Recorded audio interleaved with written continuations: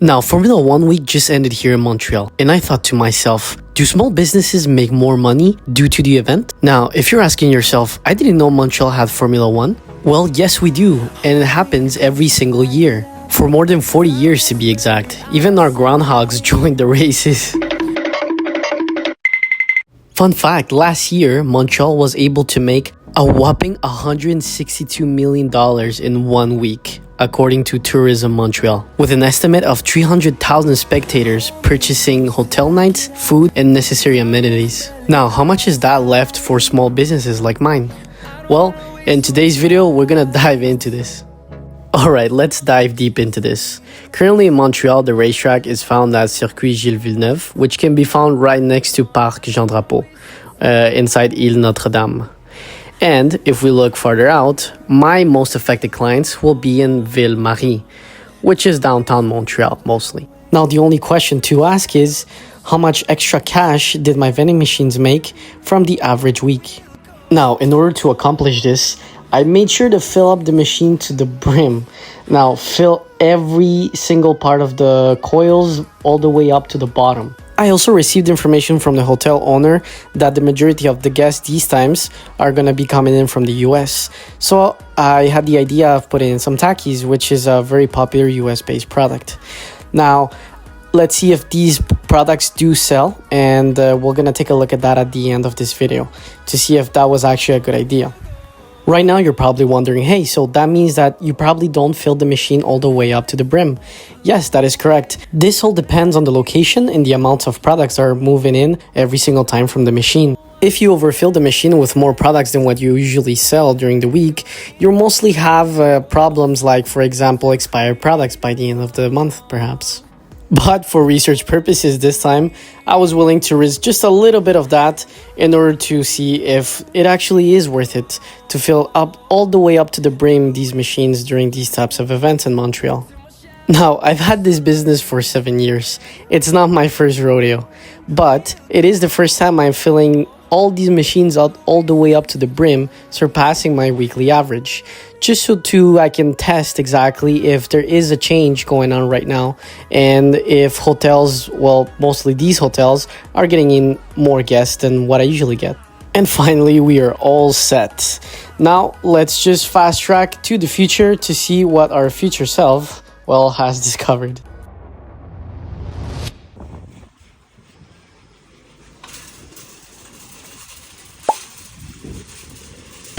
Alright, welcome back, guys. Before starting today's video, I just wanted to add this little montage of me going to Costco. We're gonna buy a small amount of products, chips, Canada Dry, and meat, like the beef jerky, sorry. I'm just reading it here. So we're just gonna buy those 3 products. Right now we're not gonna buy too much because we still have some leftover products at home. So before that, we're gonna go do the machines. I'm doing this in 2 separate videos, so if you see me with different shirts, it's because I filmed it on 2 separate days. And yeah, the machines were like completely, mostly the hotels ones were completely like over with. So right now we're just gonna go buy some stuff, and after that we're gonna transition into the vending machine collection, and let's see how much we did during Formula One and during these Montreal festivals. And have been really crazy. So let's get this going.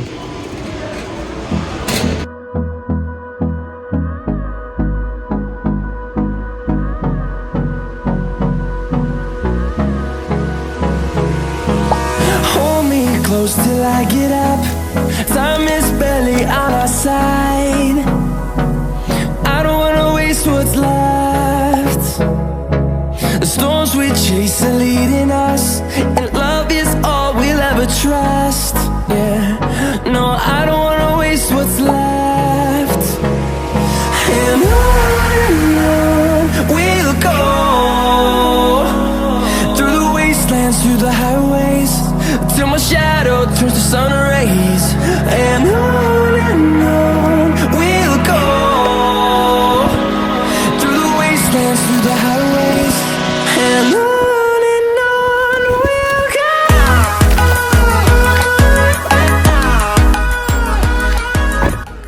And now for the moment of truth, we have an almost empty vending machine.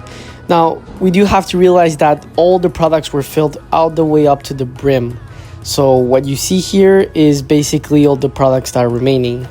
Yes, there are currently a lot of products that did not sell completely, like that Perrier, apple juice, and other sodas. So that's what happens easily when you overfill your machines. But for other products, it was a pretty good sell. Like, for example, the water and Gatorade, those products were just completely sold. And also the Ritz cookies that you see there on the top, like just one was remaining out of like the 7 products. So a lot of products did sell, other products didn't.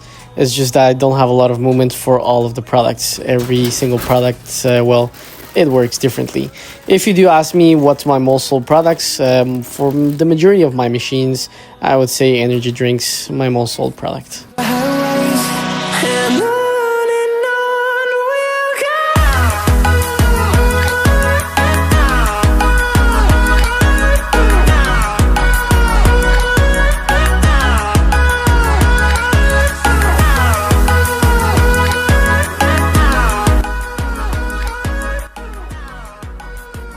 By the way, the hotels were so busy during those weeks that I even had people buying while I was filling up the vending machines.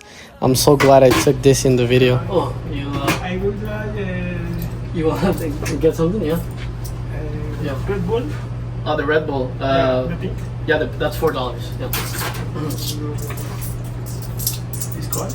Huh? It's cold. No, it's not cold. That's the thing. Yeah. Oh, I think this one's cold. Okay. Thank you. Oh. Thank you very much. No worries.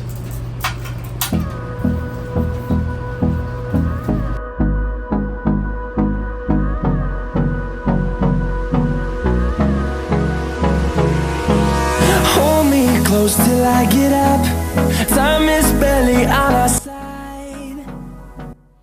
Pretty nice cash collection from this one. We still have a lot of sales that were done through the cards, so we're gonna check that later on. All right, all done with location number 1, and now we're gonna go to location number 2. I'm sure location number 2 is a lot more empty than this one. It was pretty crazy though that they were buying a Red Bull while I was like filling up the machine, which it happens to me quite often, but not like this one while I was filming. So it was cool to capture that. Yeah, I'm gonna let you guys know the total amount at the end of this video. It's a pretty cool day today, pretty nice, pretty sunny outside.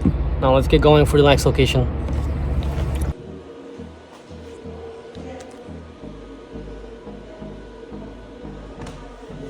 Now for location number 2, we did have a lot more sales than location number 1, as you can see here. Almost all of the bigger drinks were completely sold out, some of the sodas as well. Not everything was completely sold out. As you can see, there's still some remaining products, but we still have to realize that we did fill this machine all the way up to the brim. So 2 or 1 product remaining is quite good for volume of sales. And on we'll go, through the wastelands, through the highways, till my shadow turns to sun rays. And on we'll go, through the wastelands, through the highways. And on we'll go. Now, one of the products I was really disappointed, as you can see me fluttering the fingers on those chips, are the freaking Takis. They did not perform as well as the other chips, but there is one thing I forgot to take in consideration, and what I just realized right now is Takis, well, they're mostly popular with the younger age groups in the US. And I guess the age groups that I got here in the hotels for the Formula 1 racing is, well, a more older audience, you can say. No, I don't want no rest. Echoing around these walls, fighting to create a song. I don't wanna miss a beat. And on we'll go. Basically no cash for this one, almost nothing, just all card sales. Alright, we're done with location number 2. Now we're gonna go to the other 3rd and 4th location. It was pretty good, not as much as I was expecting. Still some stuff that sold, mostly credit card sales as well. These days it's crazy, like there's no cash anymore. It's just credit card sales. Most people from, I think we mostly got guests from the US who came in. They don't use cash. I had guests before, because I had this location for like 7 years now. I had guests before that came in, and they still like exchange money from US to Canadian, and so there were still a lot of people that use cash. But now it's like mostly like credit card sales. It's crazy. The shift that we're coming in right now is pretty interesting. So I'm gonna let you guys know the rest, like the total amount for the whole route, and yeah. So we'll get this going. Pretty good route. Not gonna complain. A lot of stuff sold. Just not as much as I imagined. So I've had this location for quite a while, so I do know exactly how it performs during Formula 1 season and during festivals in Montreal. Formula 1, it doesn't perform as well as during the festivals. Like we have the Festival de Jazz here, so that's the best performing one. So when we get Festival de Jazz, it's crazy. Like hotels are fully booked. So yeah, let's get this going. I decided to include this one in the video since it is technically downtown, but this machine is not directly impacted with the Formula 1 event. Reason being, it's because, well, no tourists really buy from here. It's mostly employees. So I just decided to put in on the cash review at the end of this video. Still, like, if there maybe was a difference of sales that we could have seen. And on we'll go, through the wastelands, through the highways, till my shadow turns to sun rays. And on we'll go, through the wastelands, through the highways. Not as much as the other ones, but still pretty good. About $20 plus some coins there. Is there more bills? No more bills. So about $20 in bills here, plus a little bit of coins there in the coin box, and that's about it. Now we're all good. All right, now for the moment we've all been waiting for. How much did we do, and did we beat our weekly average? Now there is a stat that I really wasn't expecting, and that for the cash, it was a lot more than the credit card sales. Just in coins and bills, we ended up making $322 for that week, which beats the credit card sales of $177.70. And now for the final amount, drum roll please, $499.75. which does beat our weekly average of only $139.75, which something is something. At the end of the day, it is still a small business, so only the big boys get the big $162 million that Montreal makes on the Formula 1 week. Other than that, guys, that's it for today's video. Hope you guys enjoyed. Don't forget to leave a like. Don't forget to subscribe. We'll get this community going to 300 subscribers, and thank you a lot for the support. And other than that, well, all I have to say is congratulations to George Russell for winning the Canadian Grand Prix, and thank you for the $139.75 of extra revenue.